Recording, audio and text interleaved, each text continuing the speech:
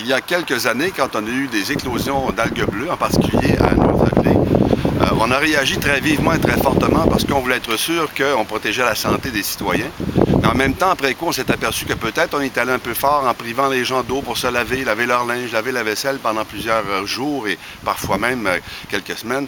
Et dans ce sens-là, on a appris, on a travaillé, on a mis du monde là-dessus, on a mis des sous au niveau de l'ensemble du Québec, mais au niveau de la région en particulier.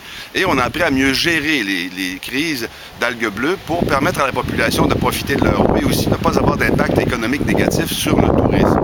En fait, on a en plus travaillé très fort pour s'assurer qu'on va diminuer le phosphore qui encourage les algues bleues. On a mis 145 millions de dollars sur une dizaine d'années pour aider les agriculteurs au Québec à diminuer l'apport de phosphore qui s'en va dans l'eau. On a également donné récemment 1 million de dollars aux organismes de bassin versant, dont le plus avancé au Québec est celui de l'Estrie, le COGESAF, et qui a pour but, avec cet argent-là, de faire des interventions pour diminuer, encore une fois, le phosphore et ce qui peut encourager les algues bleues. Alors, c'est une lutte qui n'est pas terminée, c'est une lutte qui va durer longtemps parce que les algues bleues, vous savez, ça existe depuis plusieurs milliards d'années. Alors, on va suivre ça de très près.